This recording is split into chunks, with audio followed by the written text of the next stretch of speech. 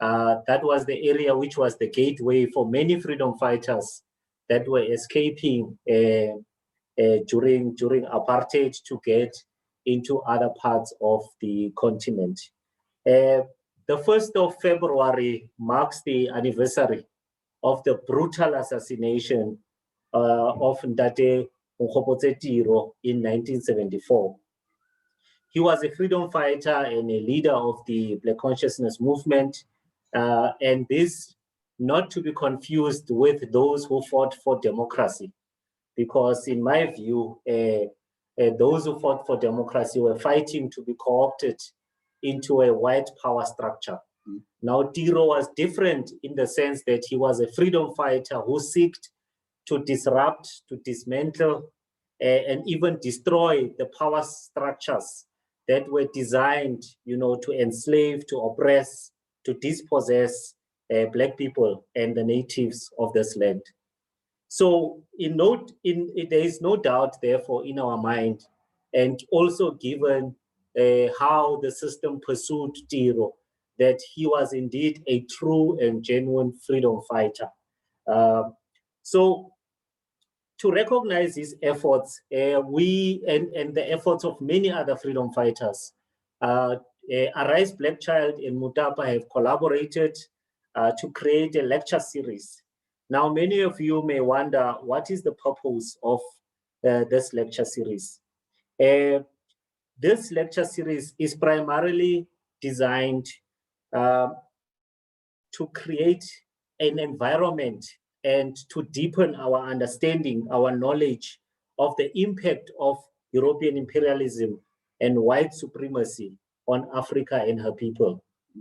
It is also to enable the radical Black activist movements to reorientate themselves and to evolve, into approaches that will understand the mutation of the system, and also to contribute to the project to extricate Africa, from the claws and the clutches of this oppressive system of imperialism and neocolonialism.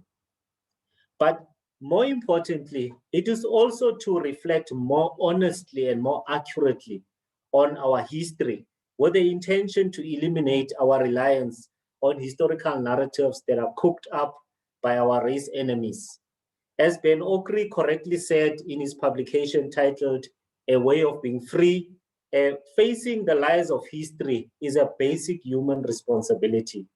And it is for that reason that we have taken it upon ourselves as Mutapa and Arise Black Child to make sure that we challenge, these narratives that have been cooked up by our race enemies, because they serve as a giant sleeping tablet that nulls us, it nudges us into sleep, so that we don't see what the nature of the beast is that we're dealing with. So the Tiro lecture takes place at a time in our country where there's so much happening in the public discourse.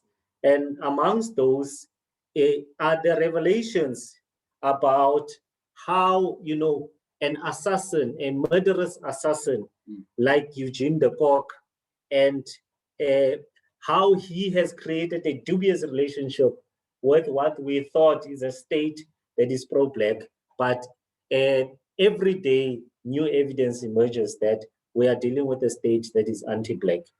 Now, this dubious relationship has unfolded in ways where there continues to be benefits that accrue from the taxpayers who are poor Africans who are struggling and still dispossessed in the land of their ancestors. And their monies are taken to take care of these assassins, these spies, these murderous apartheid agents, But this is also just proof that in 1994, like we always say, apartheid did not end, it just mutated. So these revelations of the financial support that have been provided to these murderers like de Kock in the post-1994 state, and the broader conversation that has been sparked by the High Court decision to pursue the prosecution of murderers, the murderers of Ahmed Timol, as we know that inquest has been open, and people like Neil Argot, whose families have, created ways to try and revive their memories in the way of opening those inquests.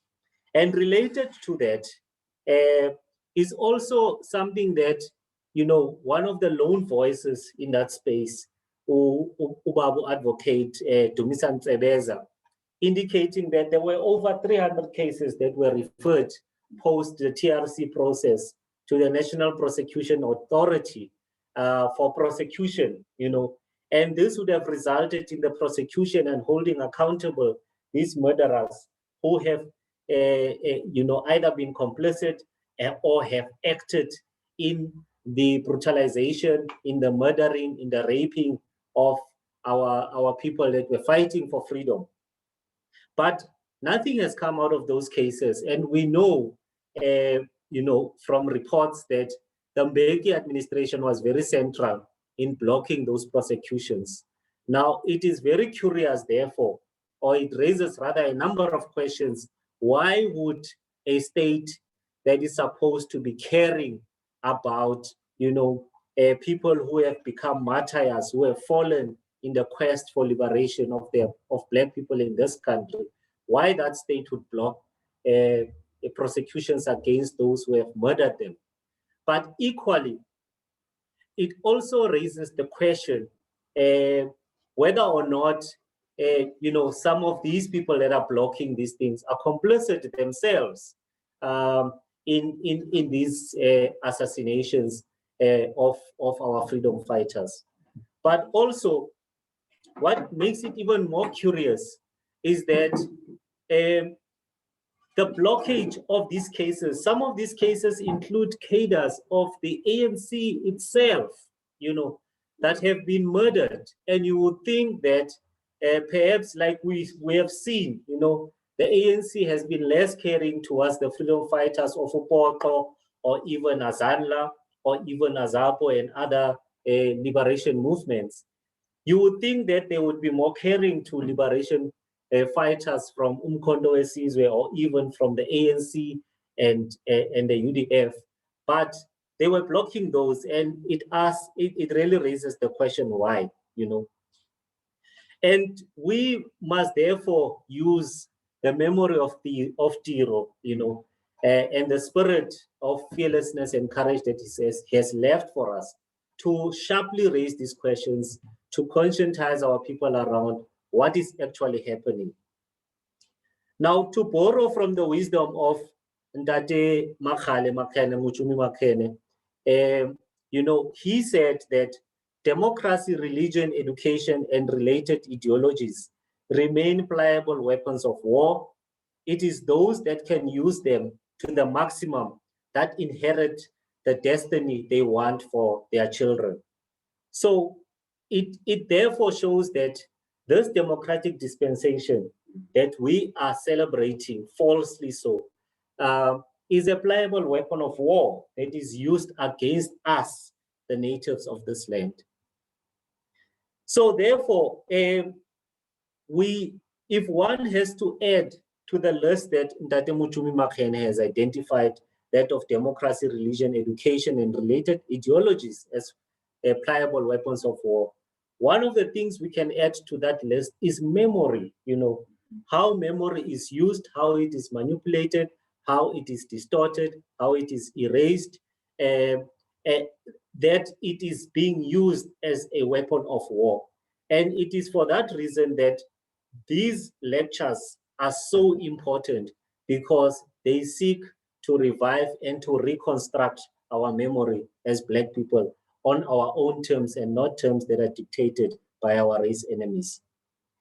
And in view of the above, what does the commemoration of the life of Ndate Tiro mean for the resolution of his unsolved assassination and that of many others?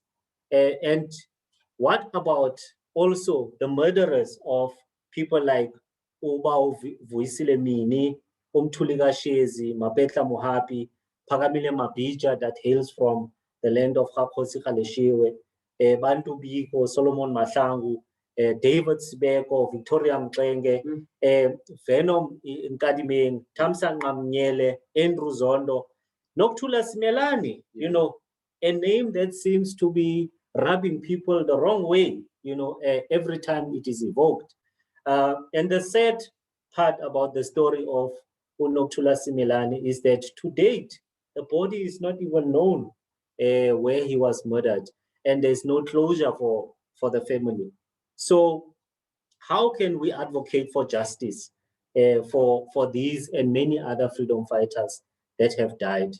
But equally, as we were reflecting, Minanawe Sompisi yesterday, you know, there is a particular trauma for freedom fighters who are still alive, and they are seeing what is happening, and they are questioning whether the sacrifices that they have made, genuinely so, were worth it, you know, given that the state in which they find themselves, their health is deteriorating, not because of their age, but because they don't have the kinds of benefits of a state that spends 240,000 a month for their well-being in the same way that it does for murderers like de Kock. And even to have presidential benefits for a murderer, and even a confessed murderer like F.W. de Klerk, you know. So if we don't question, investigate, and investigate these and hold these murderers accountable, we would not only be besmirching the memory of these fallen heroes, but we would also be complicit in perpetuating, but also normalizing the senseless killing of Black people. Ben Okri helps us find our purpose when he says, in a world like ours, where death is increasingly drained of meaning, individual authenticity lies in what we can find that is worth living. What we have identified as worth living, Tina, as Arise Black Child and Mutapa, it is to invoke the memory of people like Tiro, to nudge as many Black people as possible to the battle lines for the ownership of the land, to restore the ownership of the land, and the total liberation of our physical, mental, and spiritual spaces, which means we have to dismantle this system of colonization through a decolonization, not as defined by our race enemies, but as determined by our own ways and our own convictions. And like Fanon said, decolonization never takes place unnoticed. We know that by just triggering these memories, by just reconstructing these memories, they may be a threat even to us personally, but we have to draw from the courage of a person like Onkgopotse Tiro to push ahead and not be pushed into a corner of fear. So to help us today to retrace the giant steps of this great freedom fighter, Ntate Tiro, we have uMnumzana Sandile Msibi Undlondlo, who's going to uzasincedisa ngentsayelelo to really help us retrace his steps. And then later on, sizawuthatha uSompisi to look at the meaning of Tiro's ideas and his works in the current South Africa, you know, this criminal settler colony called South Africa. So on that note, we would like to welcome all of you and to thank you for always supporting us and tuning into these lectures. Sinikele kuwe ke Ndlondlo ukuthi you must help us to retrace and also to reconstruct the memory of who is this man called Onkgopotse Abraham Tiro. Over to you, Ndlondlo. Siyabulela. Sibonge Shweme, sibonge kakhulu for the thorough and very comprehensive contextualization and intro into tonight's lecture. You know, when you started, you juxtaposed a revolutionary fighter, a freedom fighter, as well as a democracy fighter. And I think we should start there. We should already start reflecting, where do we fall in? Where do we fall in? Are we freedom fighters, or are we democracy fighters who want to flirt and cuddle with white supremacy, which we see a lot of today? And I think we need to be honest with ourselves, and you give us a very beautiful criteria, in fact, to see if we meet the requirements of being a freedom fighter. And we should then be honest in asking ourselves, what are we doing to disrupt white supremacy? What are we doing to dismantle white supremacy? What are we doing to destroy white supremacy? And I think we should then think about those questions and think deeply to ourselves about whether we are freedom fighters or whether we want to be co-opted into the white power structure, as you lucidly put it. And you know, the one question that rings in my spirit is, where are the Onkgopotse Tiros of today?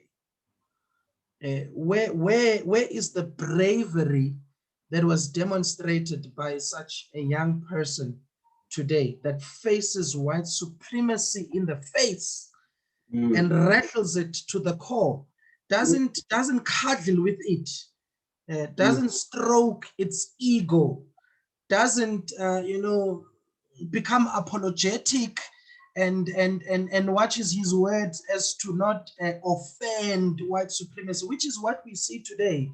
You know, we can't even be honest about our pain. We can't even be honest about our experiences. We can't even be honest about the agony and the dehumanization that we go through because, you know, we don't want to offend. We don't want to make people angry. But now, have you realized what they've done to you? Do you know what they've done to you? Do you have any idea what was done to you? Family, I had prepared some slides here, which I'm having a difficulty to share. I don't know what's happening with my settings here. I'm having a problem with sharing, but please follow through with me. I will share the slides with you afterwards. I'll make sure that I drop my numbers and I'll send these to everyone. But let's answer two questions mainly from my side, which has become my norm, which has become my proclivity now. And the questions are, who is Onkgopotse Tiro? That is the question that I will be attempting to answer tonight. And also touch on, you know, the political contributions that he made for liberation, obviously. And also, it has become a proclivity for Ushwene to then take over. And I mean, for Usompis, they are one, even if I confuse them, it's fine.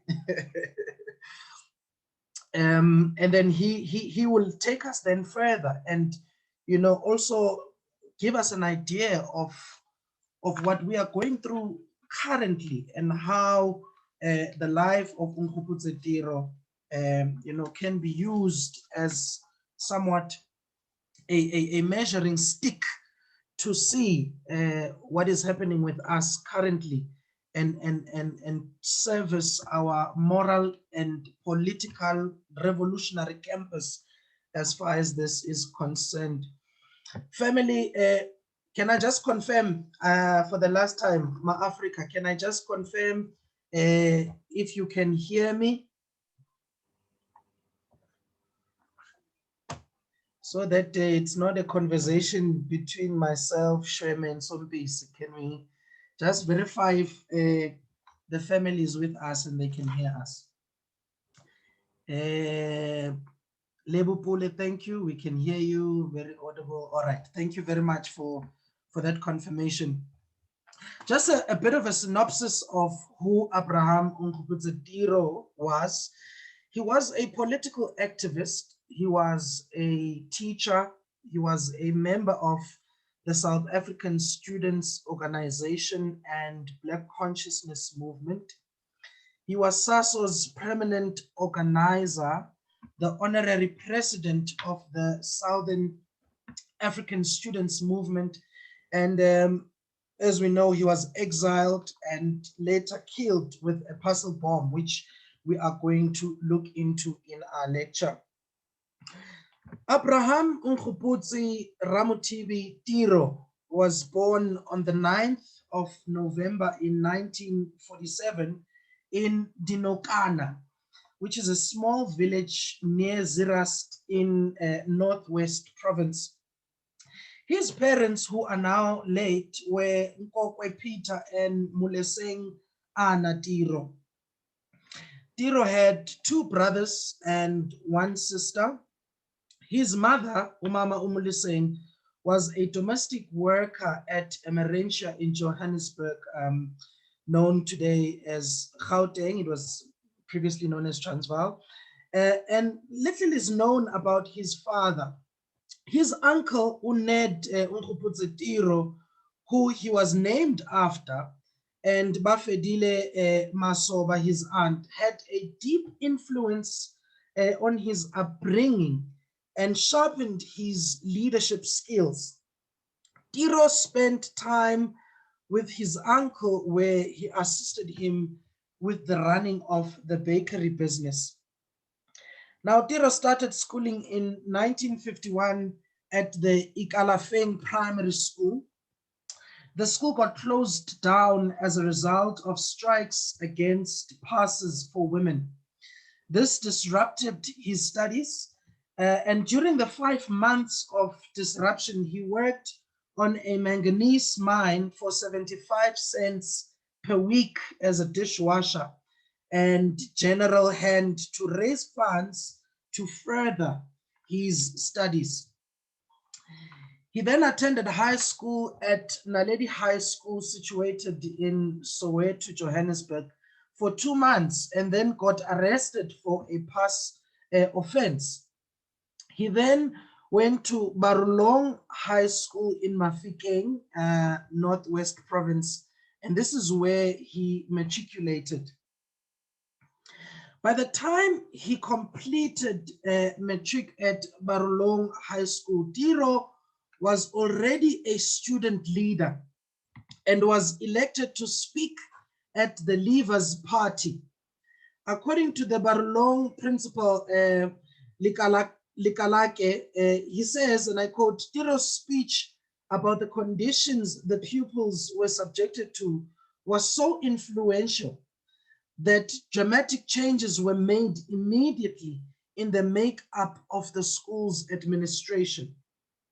And this gift for transformative oratory was to become his hallmark at the Turfloop University, where he went later, and beyond.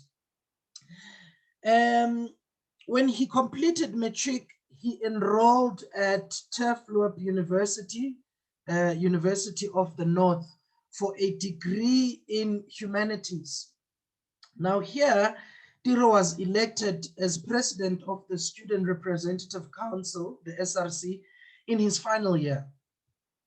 At the university's graduation ceremony on the 29th of April, 1972, Tiro delivered the most consequential revolutionary speech in South African history, a speech that sharply criticized the Bantu Education Act of 1953 and indeed the apartheid system. This speech later became known as the Turfloop Testimony. Tiro's invitation, family, to speak at the Family, can you hear me? I'm getting a message. I can't hear anything.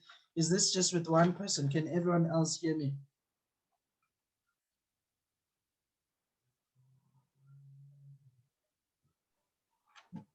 So far, we can hear you, Ndlondlo. It's probably just a login.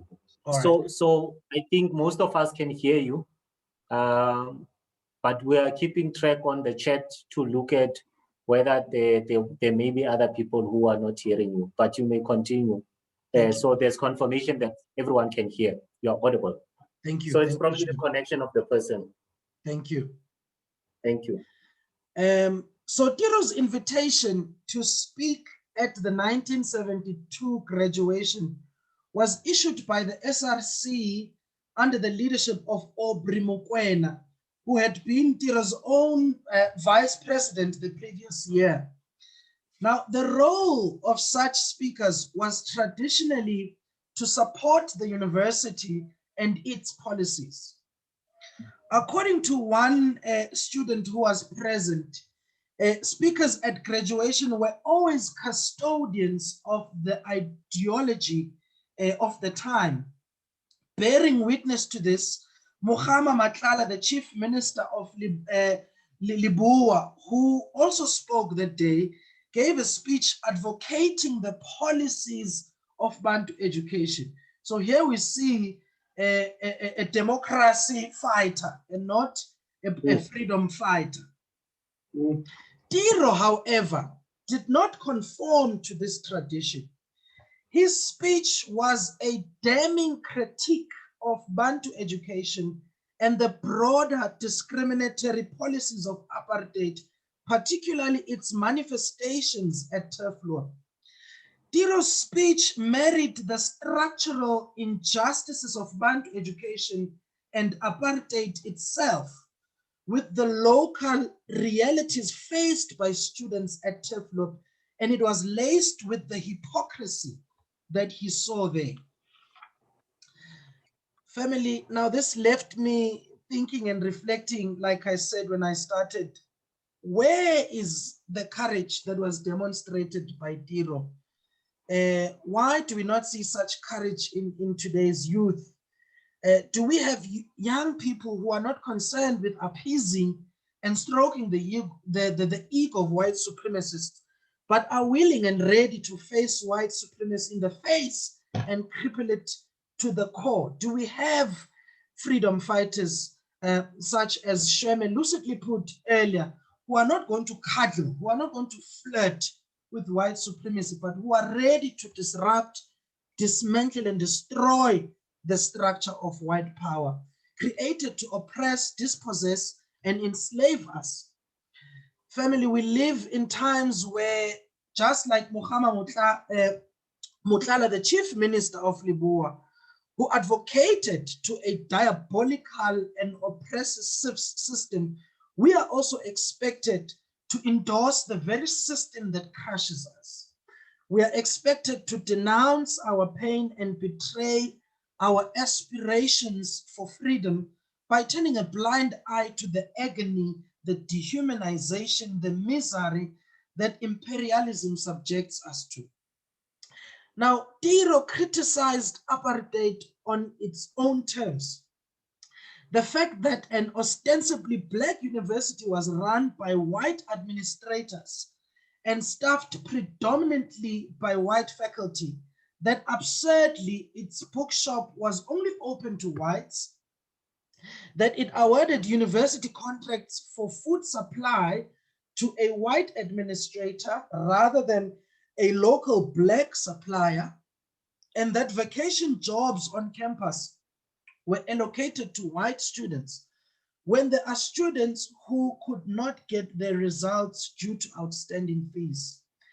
Tiro decried the indignities that parents of the graduates were forced to undergo, being kept outside the hall while white dignitaries sat in the front rows. He called for a Black university to have Black leadership and to allocate jobs and contracts for its functioning within the Black community. He declared the system is failing. It is failing because even those who recommended it strongly as the only solution to racial problems in South Africa failed to adhere to the letter and spirit of the policy.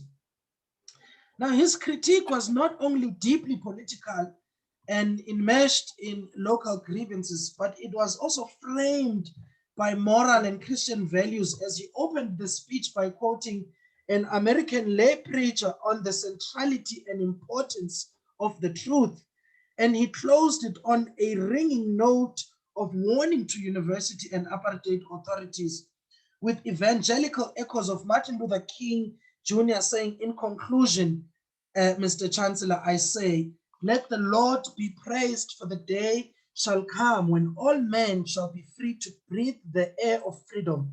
And when that day come, no man, no matter how many tanks he has, will reverse the course of events. God bless you all.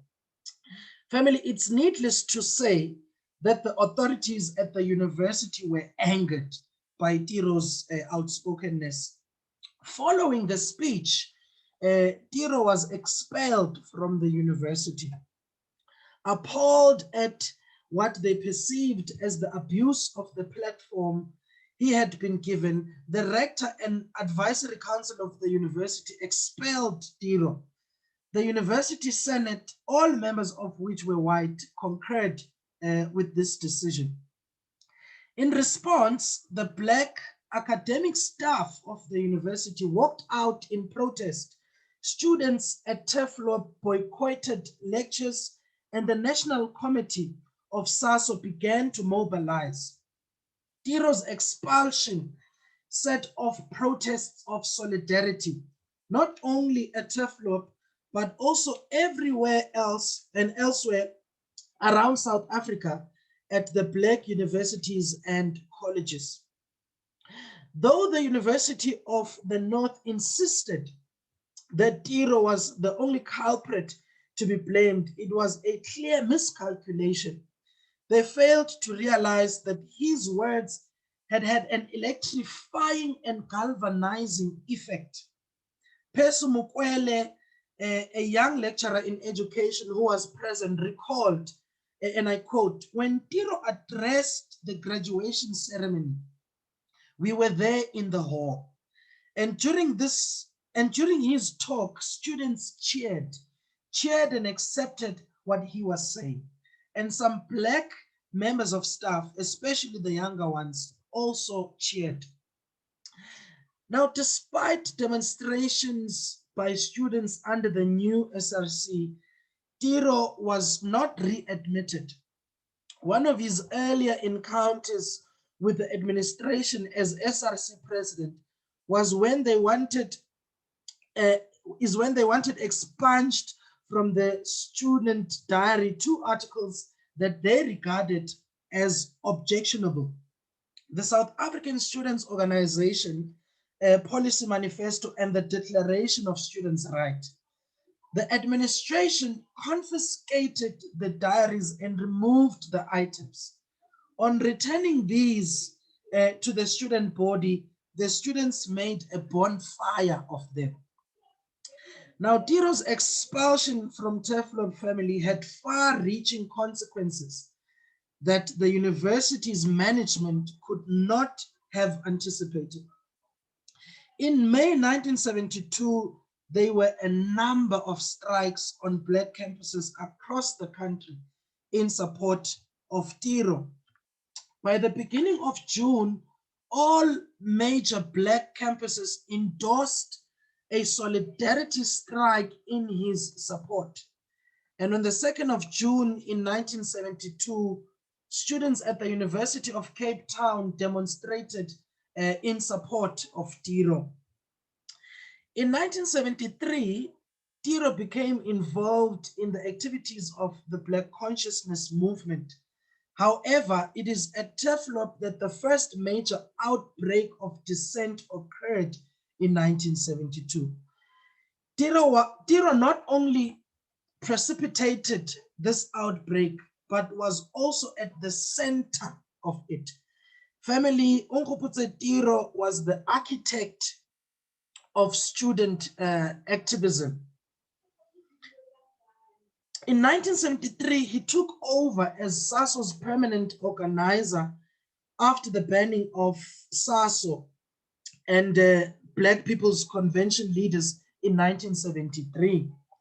In that same year, he was elected the president of the South African Students' Movement, an affiliate of the All Africa Students' Union. Following his expulsion from Teflop, Tiro was offered a post as a history teacher by Lichau Matabate, the headmaster at Morris Isaacson High School in Soweto. It is here, family, that he introduced his pupils to the Black Consciousness movement's philosophy and started a campaign to encourage students to question the validity and content of history books prescribed by the Department of Education. I wonder who is a teacher with us here, family, and I wonder if you would dare to demonstrate such courage. There is no doubting the link between Tiro's expulsion and the emergence of the South African students' movement in April 1972. As Tiro's presence at Morris Isaacson became apparent, the authorities were alarmed. Morris Isaacson High School became known as the cradle of resistance and produced the likes of Tsietsi Mashinini, one of the student leaders who spearheaded the 1976 Soweto uprisings. Tiro was instrumental in establishing the SASM.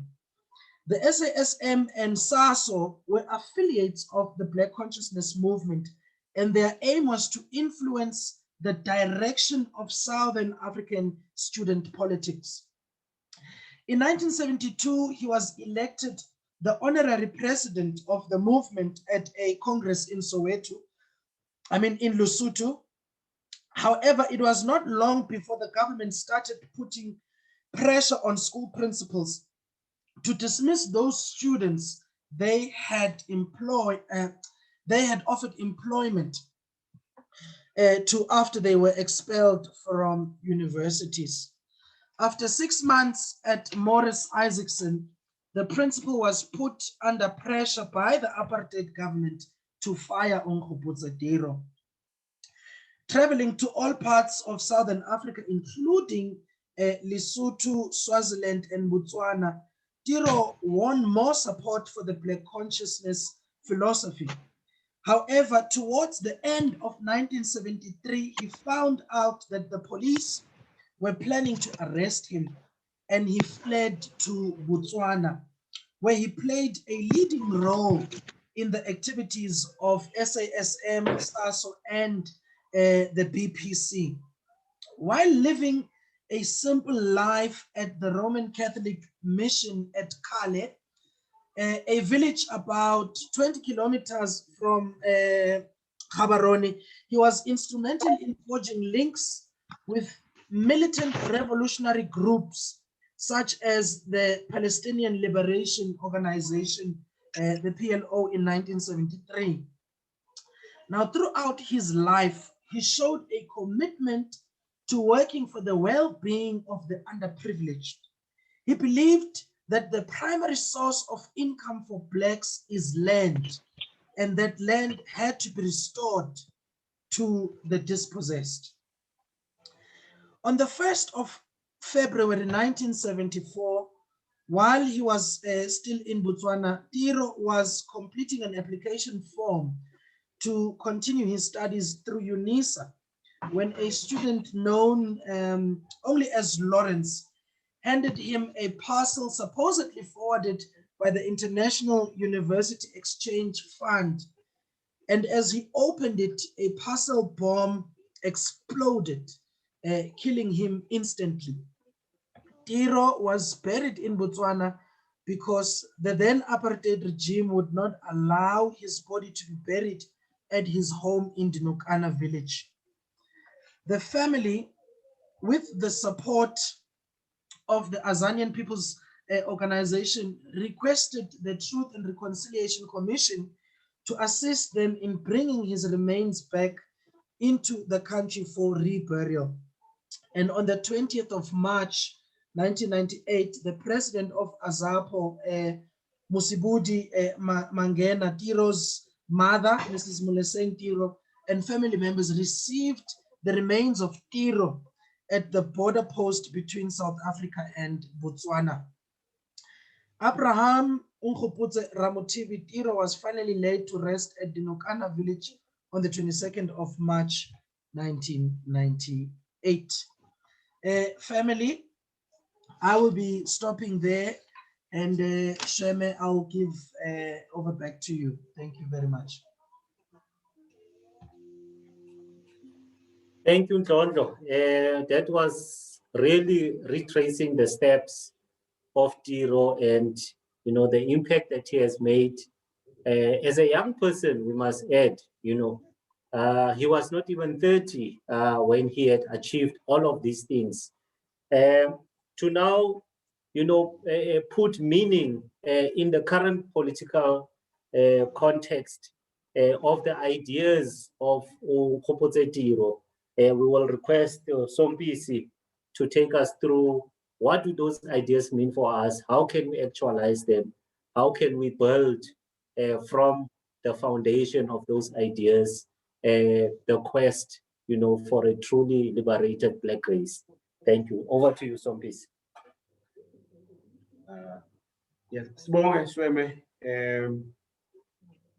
for that very riveting introduction that you made.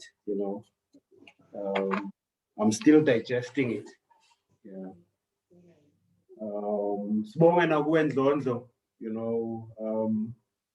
for that very educative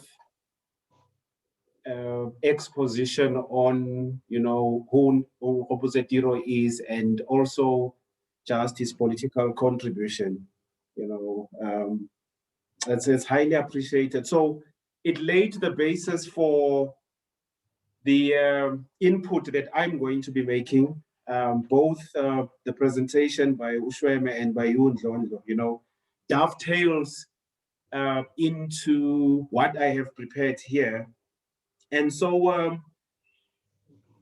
as usual, as it has become customary, so I will start first by just making what I would call context setting remarks.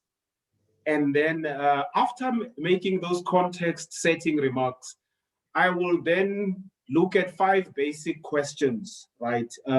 Which 5 basic questions will just deal with essentially trying to help us understand what the significance of this colossus, Onkgopotse Tiro, is, and the meaning of his ideas, and what are the kinds of things that we should concern ourselves with in the now, inspired obviously by the reflections that yourself and Shweme made about who Onkgopotse Tiro is, right?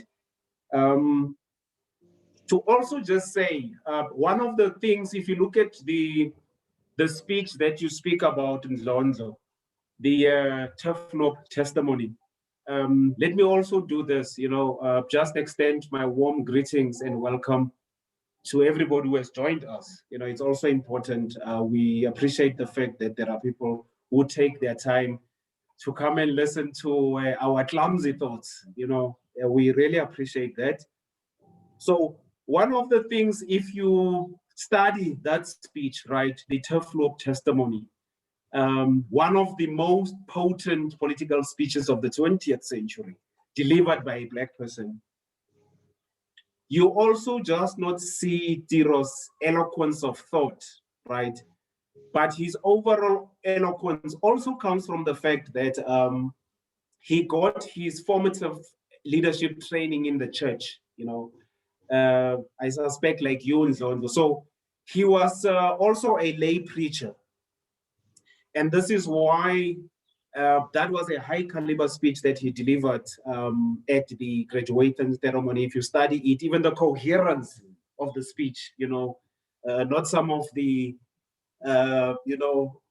very the torture we are sometimes subjected to, when people deliver speeches in public, so it's also another important thing to learn from him, that when you are given a responsibility, I mean, that was a speech, but that speech became something that's epoch-making. We are now analyzing it as an epoch-making event. It's more than a speech. So I just thought I should say that. So I will do the context-setting remarks, like I said, and the questions that I would be basically dealing with are the following. The first question would just be just a brief history of what we call Anglo-Dutch imperialism in South Africa, right? And you will understand why that is important at this day and age. And then Our second question that we will be speaking to, we will be looking at what are the characteristics of the Black consciousness movement, or what were they during the era, the Tiro era. And then we will then look at what is the state of the Black consciousness movement today, right? 47 years after the assassination of Tiro. Why is this important? Tiro was not a lone ranger or some superstar. Tiro belonged to a movement. So it's also useful to reflect on what is that state of that movement that Tiro was part of, right? Because he was right at the inception of the Black consciousness movement. Where is the Black consciousness movement today? What is it doing? You know, you can't have a discussion about Tiro and not have that discussion. And then we will also then hypothesize as to why was Tiro assassinated. You know, we will hypothesize on that. And then we will conclude with what are the tasks of Black consciousness, you know, today.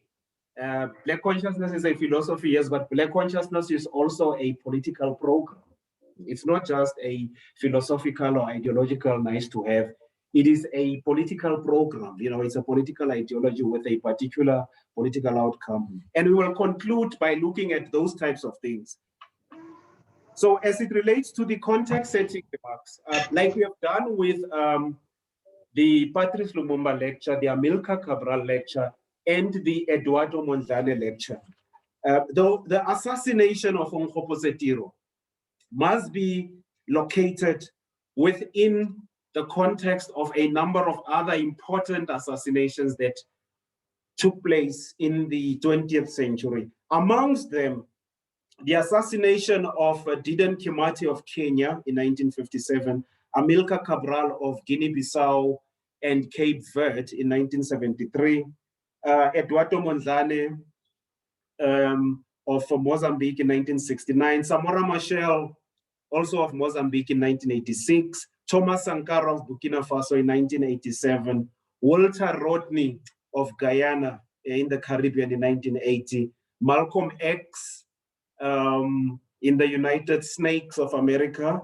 in 1965, Martin Luther King in 1968, also from the United Snakes of America, Fred Hampton in 1969.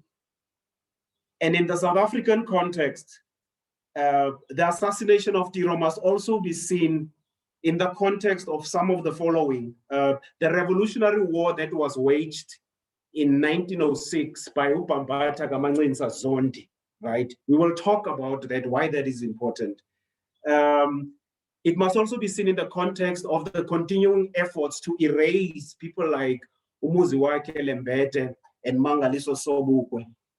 The assassinations you spoke about of Wisi Lemini in 1964, Mtulika Shezi in 1972, Mapetla Mohapi 1976, Pakamile Mapija, who you spoke about in 1977, Bantu Biko also in 1977, Solomon Mahlangu, you know, 1979, the mysterious deaths of Muntu Mieza, Tsietsi Mashinini, and Jeff Masemola, you know, the longest serving political prisoner in South Africa, right? Ndate Jeff Masemola, all of whom died mysteriously in 1990 together with Tsietsi Mashinini. Then there's also the mysterious deaths of Ubabu Sabelo Palmer and Ubabu Chris Hani.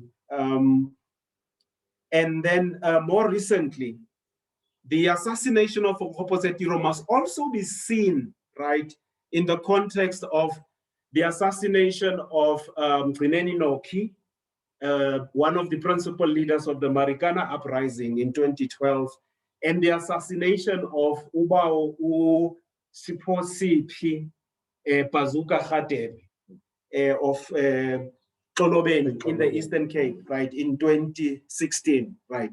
So what does Onkgopotse Tiro have in common with the galaxy, you know, of revolutionaries that I've just mentioned, right? What does he have in common with them? One of the fundamental things that Onkgopotse Tiro has in common with the names of the people that I've mentioned, all of these people that I've mentioned were perceived as threats to the system of white supremacist capitalism. You know, that is the one thing that connects them to Onkgopotse.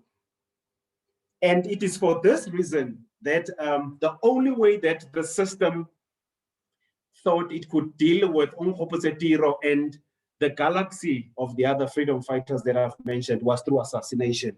And this was because they had come to the conclusion that Onkgopotse and the other people that I've mentioned are not pliable, and they are not the type of people that you can bribe or who can sell their souls for the types of things that people are selling their souls for today, you know. And but what is also important, some of the others which the system did not perceive as a threat were not assassinated, right? They were either co-opted or they were made junior partners of the system. You know, they were co-opted and they were given all sorts of things, you know, like Nobel Peace Prizes and all sorts of things. Now, all our genuine revolutionaries, right, not just in South Africa, but all over the world, have not received Nobel Peace Prizes, you know, and I don't think they should have. But I'm just making the point that the reason why they don't qualify for that dubious award, it's because they were a threat to the very system that issues awards like the Nobel Peace Prize. And this is why I've said Black people who know their history properly are not going to attach any prestige or respectability to something as repugnant as the Nobel Peace Prize, because it's one of the instruments that is used to legitimize Black suffering and white supremacy. That is really just by way of the context setting remarks. Now, as it relates to the first question, which is the nature or the history of Anglo-Dutch imperialism, right, in what we call South Africa, because then we will also understand why is this place called South Africa, right? So one of the things that is important to understand, right, is to understand that South Africa, the polity that we call South Africa, remains a European criminal colony. And to understand why we make that observation that South Africa remains a European criminal colony is to understand how this polity came into existence. After the Anglo-Dutch War, which is deceptively referred to as the Anglo-Boer War, right? Because they want to give the Dutch legitimacy and they want to make them native, so they call them Boers or even Afrikaners, you know. So after that repugnant war, which was a war between Dutch and British land thieves, after that war, the Dutch and the British met, and then as European brothers, they then agreed in Vereniging that instead of continuing to fight and kill each other over our resources, especially the gold, right, they should rather come to an arrangement, a partnership on how they are going to strengthen and perpetuate our oppression. And that arrangement became known as the National Convention in Vereniging, where they then struck a deal to agree on a political arrangement on how they were going to set in place a legislative political framework for their new political coexistence. But then after they did that, they then sent the outcome of that meeting to Britain, right? And then in September 1909, the British Parliament then passed an act to constitute the Union of South Africa, September 1909. And then the British, King at the time, right, King George, you know, then made a declaration for the Union of South Africa to be established the following year, which is 1910. After these two land thieves, the Dutch and the British, had fought each other on our soil. And on that basis, the Union of South Africa was declared, right? As you know, in May 1910, the Union of South Africa was declared as a British colony, right? As a British colony, it was declared. Now, what it essentially then meant is that not only had the British and the Dutch come together to design this polity that they call South Africa, but what it essentially then meant that they then officially established a polity which had nothing to do with the indigenous people, which is us. You know, why is that important? That is important because there is a serious problem if you understand this history. And as a Black person or a South African person, you refer to yourself proudly as a South African, you know, because the polity South Africa was not created by us, but also it was created out of the bloodshed of our ancestors. So it can't be a symbol of pride to be a South African. That's if you know your history properly, you know, if you know your history properly. But it's also important to state that, and I mentioned this in the introduction, Black people, our ancestors, did not just sit when this was happening, right? So towards the process of the formation of the Union, there was an uprising amongst many, and one of the most prominent is the Bambata uprising, right? And when you read the deceptive history books of the universities, they want to reduce that uprising to poll tax, you know, to say it was about tax. It was not about tax. What Bambata was essentially fighting against was foreign invasion. Bambata was waging a national liberation war. He was not fighting against tax. The issue was not about tax. The issue was about sovereignty. The issue was about national liberation, right? So you had that reaction. Now, it was a revolutionary reaction. And I want to then go back to what Ndlondlo said about the type of Black people who want to cuddle with white supremacy and flirt with white supremacy, right? And so uPambata kaMancinza Zondi was not that type of a Black person. But you had other Black people at the time, right, who reacted to the formation of the Union. One of them is the founding leaders of the what is now called the African National Congress, right? Ubaba John Tengo Jabavu, right? So in reaction to the formation of the Union in 1910, Ubabu John Tengo Jabavu convenes what is called the Cape Natives Convention, right? And in that convention, the only fundamental thing that comes out of that convention is that under the leadership of Ubabu Jabavu, the Black people gathered there complain, right? And I want to quote them properly, that Britain would no longer be able to intervene on behalf of the native people, and that the relationship between them and the crown would be broken. You know, Britain would no longer be able to intervene on behalf of the native people, and that their relationship between themselves and the crown would be broken. Now, they are seeing the formation of the Union as something that threatens their existence and the relationship between them and their father, Britain. And that was why they were convening. But these are people who call themselves natives. But these are natives who are worried that invaders will no longer be able to take care of them. You know, now the question that arises is, as certificated as they were, did they understand the concept of nativity? You know, but if you think Babu Jabavu and the Cape Native Convention's reaction was bizarre, to say the least, wait until you hear the reaction of the South African National Natives Congress, which we know today is referred to as the ANC, when the 1913 Land Act is passed, right? So on the 20th of July, 1914, the South African National Natives Congress, right, makes a deputation to this imperialist King George. And I also want to quote them. In their deputation, they write an extract thereof.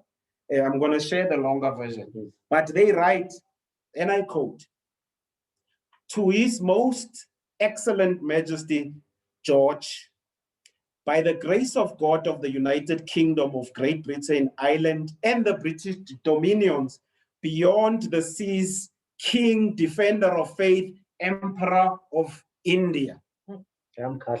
Exactly, you know, as if they know him. To continue, "May it please your majesty, the humble petition of the undersigned most humble and respectfully showeth," you know, the petitioners are your majesty's most loyal and humble servants, subjects, you know, who have always been loyal, listen to this, to your majesty's throne and person, and still desire to continue being loyal to your majesty's throne and person. They are allegedly protesting. You know, they go further to say the petitioners, in their capacity as representatives of the South African National Natives Congress, which is again the representative body of natives of the Union of South Africa, right, most humbly approach your majesty as their king, their father and protector, and say, the petitioners are descendants of a race that for many years have had a respect and love for the British people, and a most loyal and respectful deposition for your majesty's throne and person, whose beneficent rule, right, and their forefathers have experienced, more especially when this land of their birth was under the crown, you know, close quote. Now, we will explain why this is important, right? This is just to contextualize this. This is exactly 2.5 years after the establishment of the ANC, which is purported to be a resistance movement to imperialism and colonialism at the time. But in their own words, in a deposition that they have signed, a delegation signed, and later on even went to Britain, are dedicating themselves as subjects of His Majesty. And the language. And the worst thing, the most pathetic thing, His Majesty never questioned whether or not they are subjects. They are voluntarily offering themselves to be subjects, you know, which is slavishness. Okay. Now, like the Youth League of Lembede, right? Tiro and his comrades knew our true history, right? And therefore they rejected the house niggerism of the founding leaders of the ANC. That they were the property of Britain and that we Africans were the loyal subjects of King George. Now, just like Lembede, Tiro and his comrades in Saso rejected that Negropian mindset. So the last point to make is that implied in our continued acceptance, right, of the name South Africa, and this is South Africa with a triple capital letter K, or the Union buildings, right? So if we accept the names South Africa and Union buildings at a cognitive level, right, one of the things that it implies that our mere acceptance of those names, right, means we are continuing to legitimize our subjecthood, you know, to British dominion. Now we've explained the genesis of the name South Africa, but Union buildings is not just a building. Herbert Baker, who was the architect of Cecil John Rhodes, who designed the Union buildings, when he explains the logic behind the architectural this thing of the Union buildings, he says the left and the right wing of the Union buildings represents the Dutch and the British.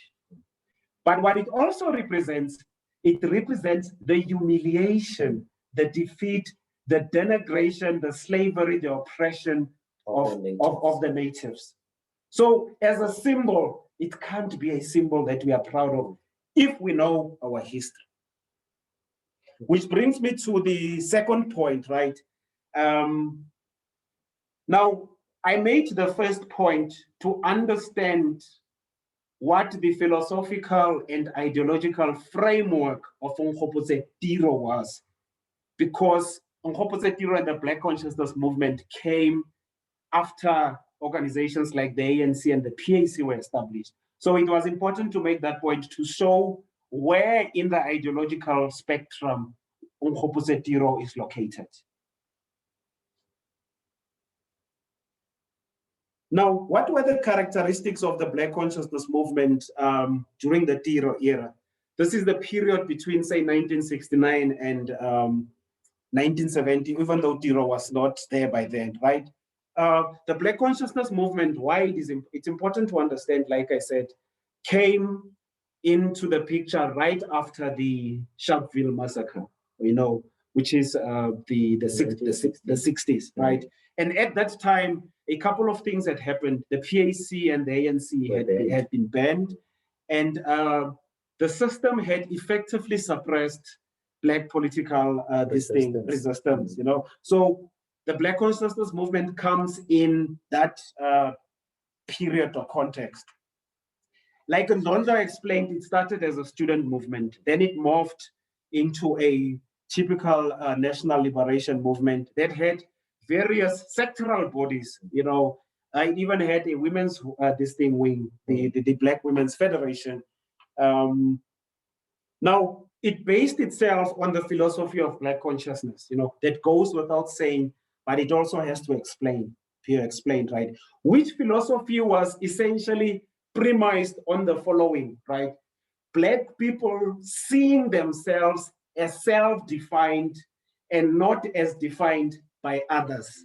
And further than that, having defined themselves, then Black consciousness then empowers Black people to engage with the world on their own terms, not on terms that are defined by the world, which was the essence of what the implications of Black consciousness are, so you can break it down further. Now, it's also important to understand that in the evolution of the Black consciousness movement in South Africa, they were influenced by even people like Frantz Fanon, people like Marcus Garvey, Ahmed Cesar, you see in their nomenclature. They were also heavily influenced even by the music of Nina Simone, right? During their socials in the Black consciousness movement, one of the tunes they played, was Young, Gifted, and Black by Nina Simone. So music also played a big part in the evolution of their thinking. But there's also another important influence, because remember, the Black consciousness movement was very strong on conscientization projects around in the area of education. So the Brazilian professor, Paulo Freire, the author of that classic, The Pedagogy of the Oppressed, that was also very influential in the modus operandi of the Black consciousness movement. And the consciousness aspect can also be seen in the speech that Onkgopotse Tiro delivered, right? That it was not a typical congratulatory speech, a feel-good speech that wanted to flirt with white supremacy or whiteness. It was a speech that was delivered from a perspective of consciousness of being, right? It was delivered, and this is why that speech had the type of consequences that it had, that it threatened the whole system, right? But also, this is also why Tiro's presence had the type of impact that it had on students like Onkgopotse, Tsietsi Mashinini, and others, because of the emphasis on consciousness of being, as part of the outlook of the Black consciousness movement. We did say, Ndlondlo did mention that they had a number of projects that were run under the Black community programs, the BCP, yes. you know, the BCP, Yes. right? But the Black Consciousness Movement also had a strong emphasis on leadership training. You know, they used to run what they call formation schools, right? And one of the consequences of the leadership training of the Black Consciousness Movement is that a lot of the people who are senior leaders in the mainstream political parties, in particular the ANC, are people who got their formative training in the Black Consciousness Movement, including the head of state today. You know, he is a product of the Black Consciousness Movement. Some of them acknowledge it, some for survival reasons, you know, they don't acknowledge it, and we can't blame them, you see, because people want to survive, and that's how they live. I mean, even the late Babu Jackson Mtem, you know, had his genesis in the Black Consciousness Movement, you know. Now, the Black Consciousness Movement of Tiro and others also had a very strong Pan-Africanist outlook and understanding. And one of the moments that epitomizes that is the Viva Frelimo rallies that they organized, which were part of a celebration of the defeat of Portuguese imperialism in Mozambique, you know, in 1975, which then sparked a huge political trial that landed people like Seth Cooper, Zitulele Cindi, Pandelene Nevolovotwe, Terale Kota, you know, it landed them on Robben Island, you know. So the Viva Frelimo rallies, in the way that the apartheid state reacted, you know, landed them in jail, right? Then there was also another important thing, right? That we mentioned, the Soweto Uprising. On the 19th of October 1977, the apartheid state then decides to ban about 19 Black consciousness organizations, right? And in the process of banning, also engages in a mass arrest of the leaders of the Black consciousness movement. You know, many of them, so they woke up, their movements were banned, and they were arrested. And the leaders were also banished separate from the movements themselves. You understand? And it was also unprecedented in the way that the system dealt with the Black consciousness movement. You know, there are a number of those organizations that were banned, SASO, BPC included, right? And the many others like the cultural and religious organizations that were aligned to the BC movement were then banned, and some of the leaders as well arrested and or banned.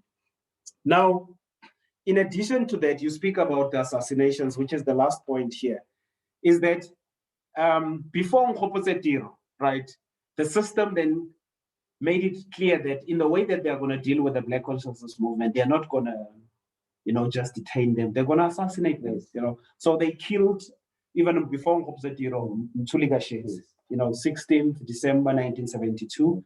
And then Onkgopotse Tiro followed. And then after Tiro, and then in 1976, August, they killed one of the principal leaders of the Black consciousness movement, Mapetla Mohabe, you know, who died 11 or 10 months before Biko, you know. So even before you got to Biko, right, a number of the leaders of the Black consciousness movement were already being killed by the system, you know. And then obviously a number of others followed after, you know, after Biko. And there were all of the other arrests, you know. So sometimes I know Biko is the one that is elevated, you know, by virtue of probably his position and status. But there were many others who were equally brutalized by the system, you know. Because they posed an equal threat to the system. To the system, right. Now, what is the state of the Black consciousness movement, you know, today, right? And so we will just do a brief and a high-level reflection, right? When we did speak about the bannings, when the Black consciousness movement, SASO, BPC, etc., were banned, then the Black consciousness activists had to see how they regroup. And one of the ways they regrouped was with the formation of AZAPO in 1978, you know, the Azanian People's Organization that Ndlondlo mentioned in the reburial of Onkgopotse Tiro, which was an Azapo-led project. So, and then they regrouped under the leadership of people like Babu Ishmael Mukabela, Kehla Mthembu, Laibon Mabasa, George Wokop, Seth Cooper, Nkosi Mlala, etc. Many of whom later became presidents, of Azapo.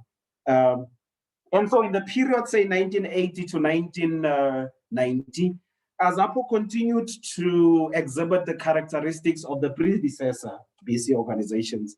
And which characteristics are those? Things like ideological clarity, right? Placing a value, a big value on self-cultivation, yes, and leadership training. Things like solidarity within the ranks of the liberation forces, a strong anti-imperialist posture, and vigilance against being co-opted. If you go through the literature of Azapo, especially the literature that was produced through Frank Talk, there is this strong vigilance that Azapo at the time shows about the problem of being co-opted. So Ndlondo was talking in his opening remarks about cuddling with the system. So you see that in the characteristics of Azapo at the time. For instance, on the issue of building solidarity with other liberation forces, Azapo was instrumental in things like the National Forum, which was a broad body to look at how to build a united front against the system. Azapo was instrumental in things like the Kadoma consultation, right? That happened in Zimbabwe in 1991, August 1991, where it was Azapo, the BCMA at the time, the exiled wing of the Black Consciousness Movement, and the PAC. PAC, which was represented by Ubabu Johnson Mlambo, the late Ubabu Johnson Mlambo, right? So it had that as part of its posture. And then there was also, of course, the thing that they were part of, which was the move for the Patriotic Front, right? Which was essentially an idea that the organizations that represent the oppressed, must come together under a platform that is called the Patriotic Front, and then they must wage the struggle from that platform. So those were some of the things that they initiated. But also, there was something that was called the cultural boycott in this country, right? Which essentially meant performers, writers, sports people, etc., from other parts of the world. The cultural boycott was that they must not come and perform in South Africa, because by so doing, they would be legitimizing the apartheid state. But there were some others who did, who came and defiantly broke the cultural boycott. One of them was Paul Simon. Exploiter. So Paul Simon came, and the organization that stood up against Paul Simon, right? The organization that stood up against Paul Simon is Azapo, under the leadership of, amongst others, that gallant freedom fighter called Tamim Mfeho, who was the leader of Azayo at the time, So they did that. But for some strange reason, that thing that Azapo did created problems between Azapo and the UDF, even the protest that Azapo waged, against the US, representative, Ted Kennedy, who also came in the country around that time. When Azapo campaigned for them not to come into the country, because Azapo saw it as legitimizing the state, even in that case as well, for some reason that offended the UDF, I don't know why. And those types of things then led to what was called the feud between Azapo and the UDF, and it was a very bloody and unfortunate, incident or episode, right, in the history of the Black Consciousness Movement. To understand it in greater detail, the then Secretary of Azapo, Ubabu George Wokop, right, wrote a memo in September 1986, which was titled Attacks on the Zanian People's Organization by the United Democratic Front. I can make that available for people who want to understand, because it's very detailed, it's very thorough, it gives names, it gives how people were killed, and it also gives the places where people were killed, Then towards the late 1990s, Azapo did something very unthinkable. When everybody was excited about what was called the new dispensation, then Azapo takes a decision to first reject the CODESA process, which everybody was excited about, and saw it as a process that was going to deliver liberation. And in addition to that, Azapo also rejects the subsequent 1994 elections, which were promoted, all over the world, as these elections that are so important, and what people call the 1994 miracle, we can speak to that. So those are some of the things that characterized the Black consciousness movement under Azapo in the period, say, 1980 to the 1990s, right? But in the context of our discussion that we're having today about, in your remarks, you spoke about not just assassinations, but also the Truth Commission and things like CODESA, right? It's also important to state that Azapo as an organization opposed the Truth Commission process because it was an extension of the CODESA process, right? So it did not make sense to reject CODESA, but embrace the TRC because the TRC is a byproduct of that. And so much that together with the Mqenge families, family and the Biko families, Azapo then took the state to court, right, to challenge the validity of the Truth Commission as a means of administering justice on behalf of the families. So there is a judgment on it. It is something for legal scholars to go and look at. I also think that one of the biggest contributions that the Black consciousness movement has made, right, was to empower Black people, but even Black people who are not its members, right, with the capacity to engage in critical and independent thought. So many people who are not necessarily members of Azapo, but have had some interaction with either its structures, its leadership, or its literature, today are beneficiaries of the culture of critical thought and independent thought, because it's also important. So it's one of the legacies, if you like, or the contributions. Yes. And we are also those beneficiaries. Of course. As we are seated here. Do you understand? Then we go to why was Tiro assassinated? According to two apartheid spies, right, Gordon Winter and Martin Dolenchek, who were members of a intelligence structure which is called BOSS, the Bureau of State Security, right, which later morphed into the National Intelligence Agency and what we now today know as the State Security Agency.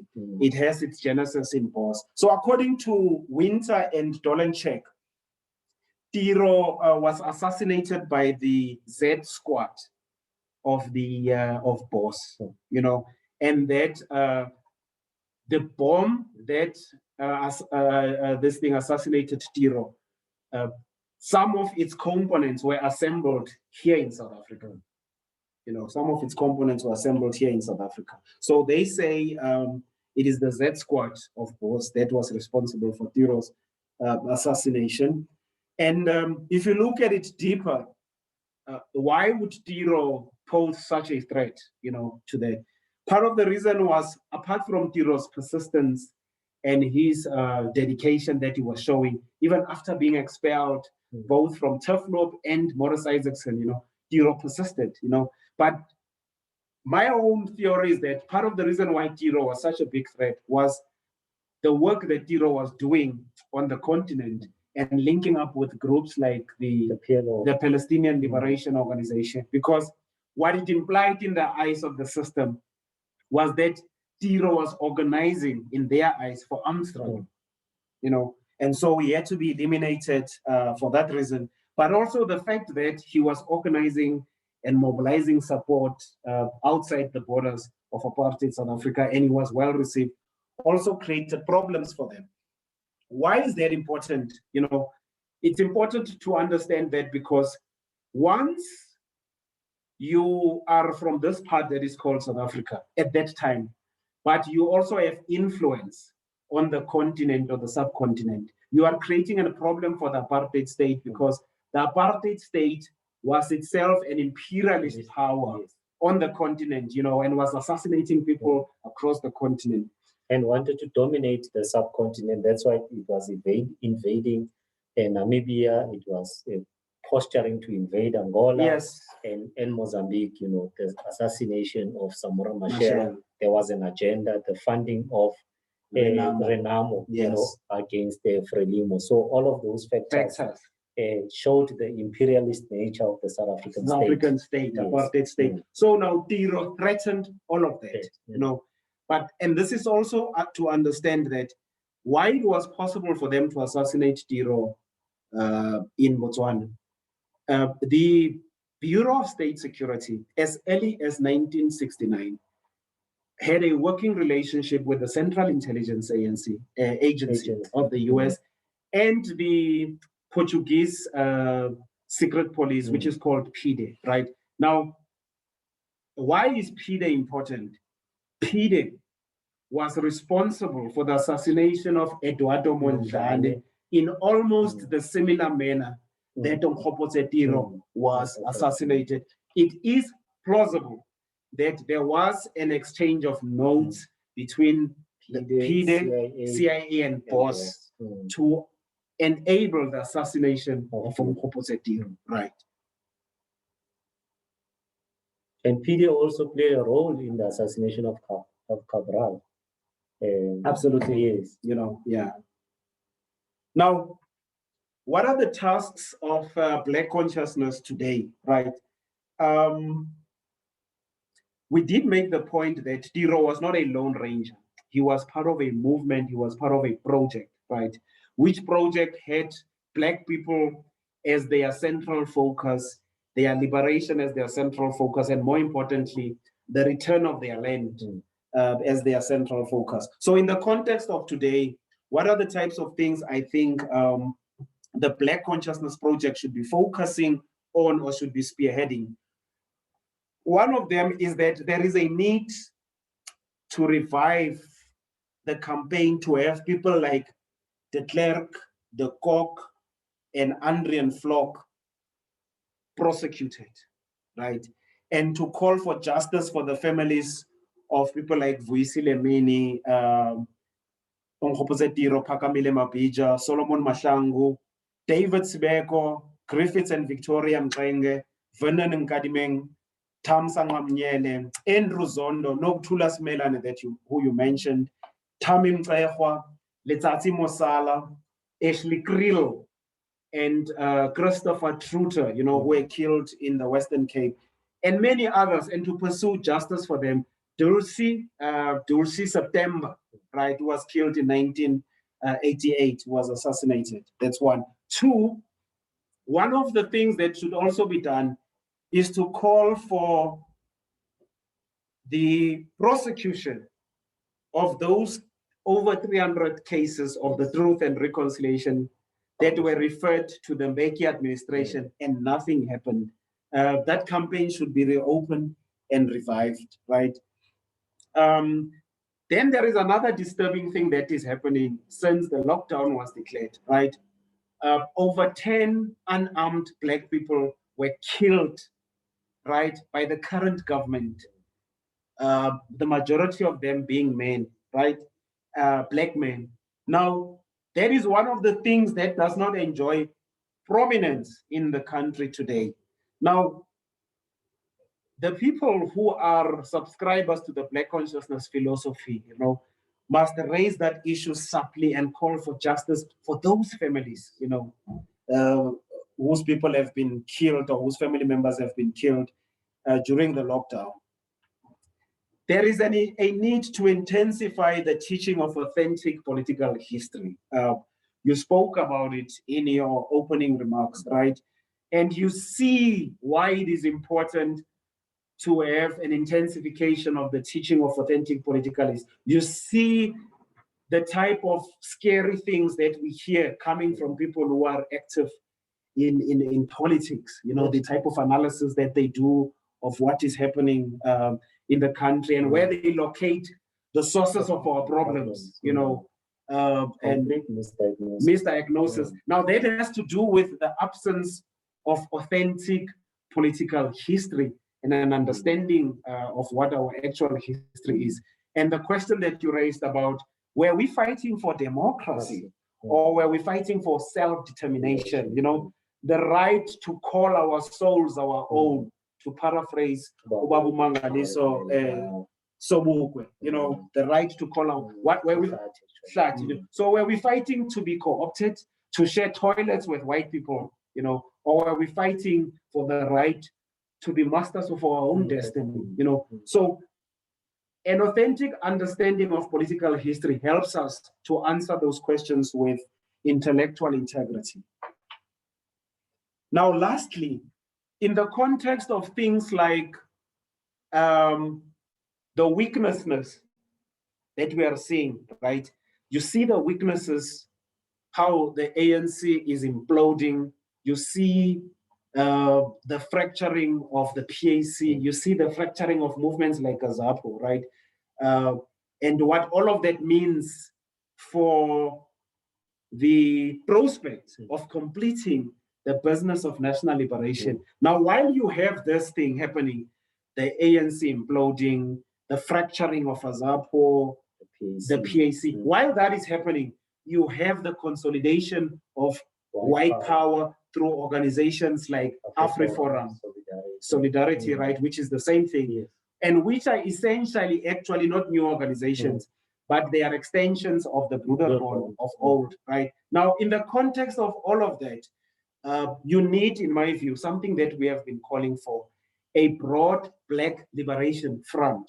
You need it more urgently now than ever before, that we must do away with the egocentric and this parochial things, you know, about I am ANC, I am Azapo, I am PAC, I am EFF, you know, those things are not going to take us anywhere. In the context of the problems we are facing now as Black people, we need a united Black front, right? And that is one of the things we need more urgently than ever before. So as to deal with all of these things, you know, the issue of the land, but also to deal with this issue of the apartheid assassins that continue to enjoy financial and other benefits, while Black people, right, are given 350s. For those who get it, Black people are given 350s.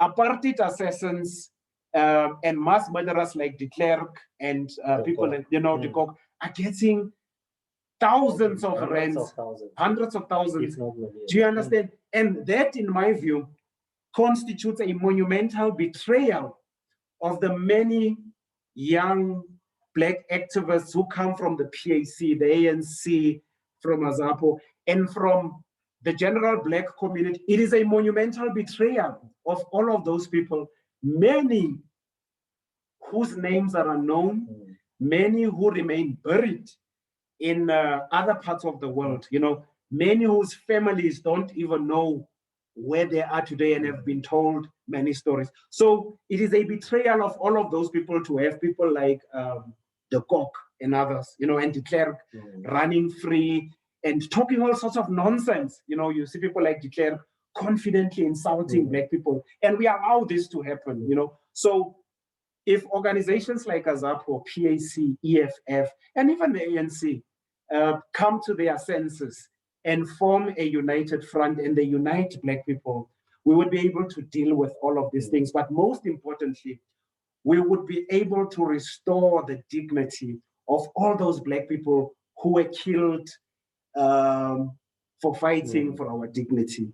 That is, in a nutshell, in my view, some of the important things that we need to do in honor of people like Onkgopotse Tiro and many others.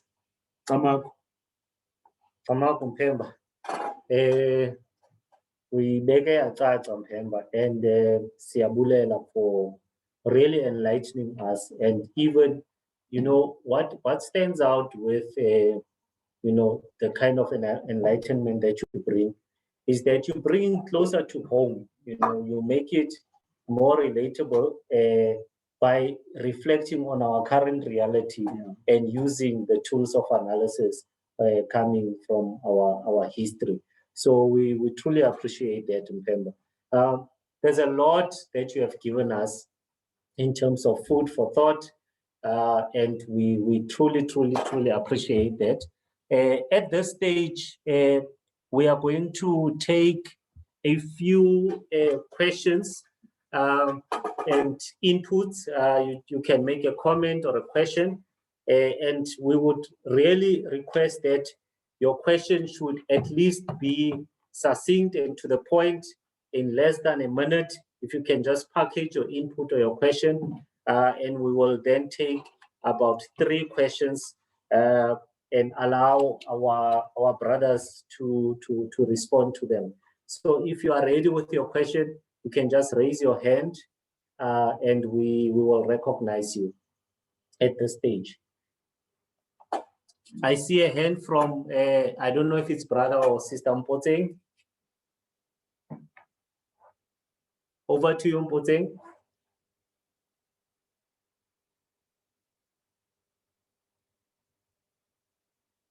Can you please unmute yourself, Mpoteng? Am I audible now? Yes, you are audible now.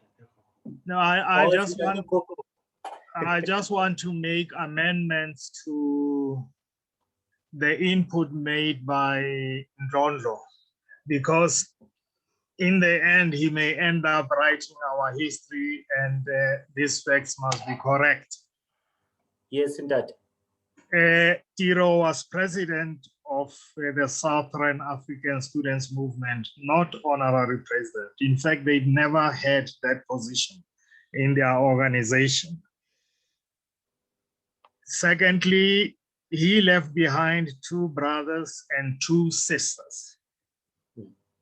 The actual date of birth is the 9th of November, 1945, not 47.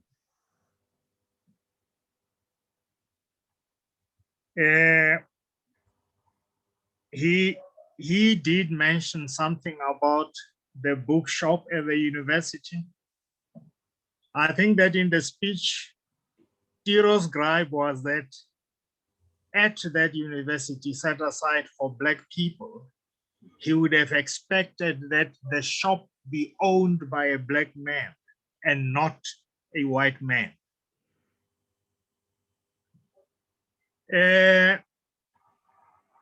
On hearing about the expulsion of Tiro, the student body convened an extraordinary mass meeting where they resolved that until such time that Tiro was reinstated, they would not go back to classes. This was not to be, and the following day, their rector, one Bossoff, expelled the entire student body from the University of the North, all 1,400 of them. The Black staff at the university came much later into the picture. With regard to the return of Tiro's remains to the country, and I think Veli did mention it when he spoke, neither the family nor Azapo approached the TRC to help or to bring the remains of Tiro back. It was an initiative of Azapo. Azapo saw it through. You may have heard what Veli said. There's no way we could have approached as Azapo the TRC to return the remains when basically we opposed their very being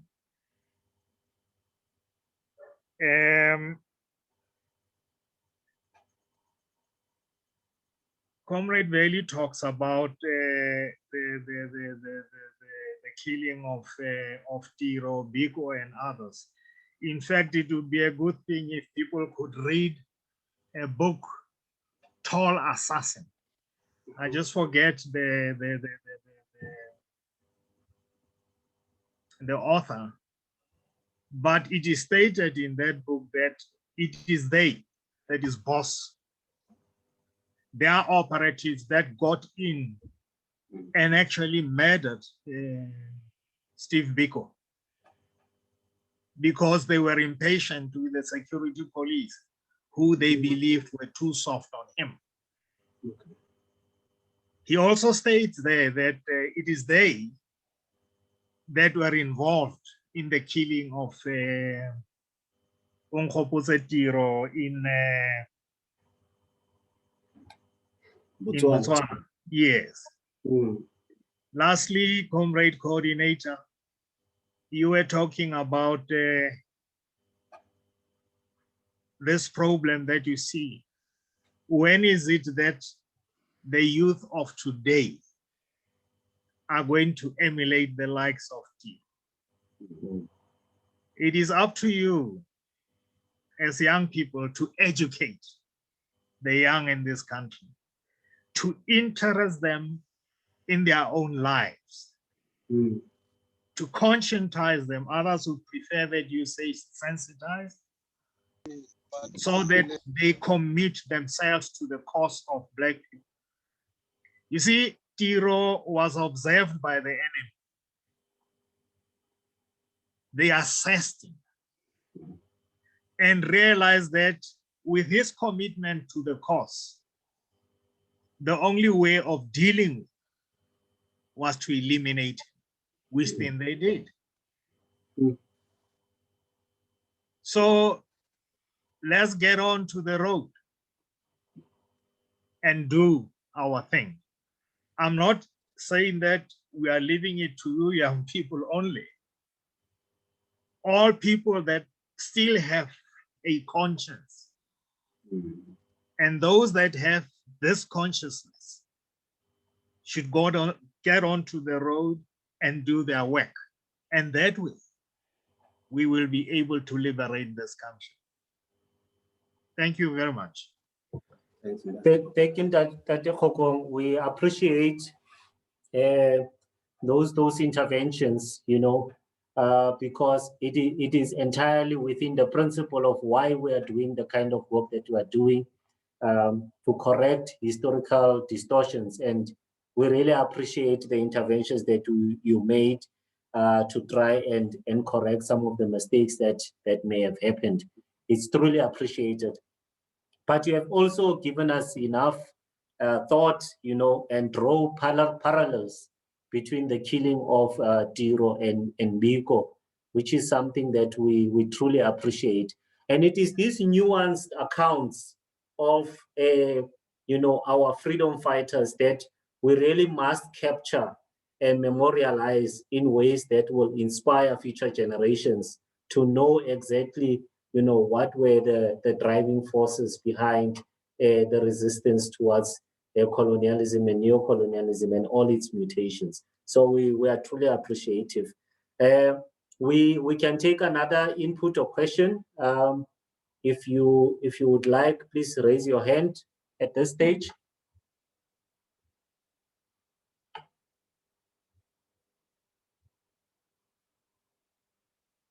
Okay, in the absence of questions, Ndlondlo nawe Sompisi, you have raised very, very important questions, particularly around, the senseless killing, of Black people that remains unaccounted for, and the reluctance, whether deliberate or inadvertent, the reluctance to pursue these killers, because a lot of them are still walking amongst us. A lot of them are even on the payroll of the state. many of these people who were part of BOSS are still either in the employ of the state or are consultants to the state, reaping millions and millions of the fiscus. But they were complicit in the killing of Black people. What is it that we can practically do? And we need to reflect on that. We need a much more detailed reflection on the TRC process to really unpack it, and dismantle it, and really bring to the fore the pain, and I like the word that Undlondlo used in his remarks, the agony, not just to the people that interfaced directly with the brutalization of the state, but also the extended agony on their families who are now having to live without those people. I mean, if you look at the testimony, for example, of the mother of Onkgopotse Tiro, having said that all her investment was in Tiro as the hope of really extricating the family out of the clutches of poverty, And it is all of those things that we must interrogate in greater detail. And with the term that you used in Pemba, with intellectual integrity, and a care on the authenticity of our history, so that we don't find ourselves, like Undlondlo said, flirting and cuddling, with our oppressor and our race enemies. So on that note, I think maybe we must have a reflective discussion, and we will announce at what stage we can have that reflective discussion. We'll try and slot it in between the memorial lectures that we have, to try and really delve deeper into some of these discussions. And there's no way you can talk about the TRC without talking about CODESA, And as we were saying yesterday, that what people know as CODESA 1 was not really CODESA 1, because what happened in Vereeniging was another CODESA that gave rise to the Union of South Africa. And we must reflect on to what extent that process has informed the CODESA process. What are the links between the two of them? So there's really a lot. And this will also give us a window into the rationale and the thinking of the Black consciousness movement, specifically AZAPO, at the time that they rejected the CODESA process. What informed all of those reasons that they so boldly rejected these processes. But we must also interrogate, the extent to which some of those who look like us, sound like us, the role that they played in enabling this entire distortion and even skewing of our efforts for self-liberation, and really undermining them, undermining our liberation in pursuit of democracy. So on that note, then, I would really like to thank all of you for your participation in this lecture, in honoring, Ntate Onkgopotse Tiro for his fearlessness, for being a martyr, really, essence, paying the ultimate price and laying his life in pursuit of our freedom. And we are really thankful for all of you, and trust that you will share these messages so that they don't just remain amongst us as a select few. As Ntate Khopong correctly said, we have to inspire and interest the youth in their own lives, because this is a matter of life and death. And on that a note, we've come to the end of of this session. Siyabulela Ndlondlo, sibele Mphemba ngexesha lenu nengcinga zenu Camagwinya. Nqanaqwa.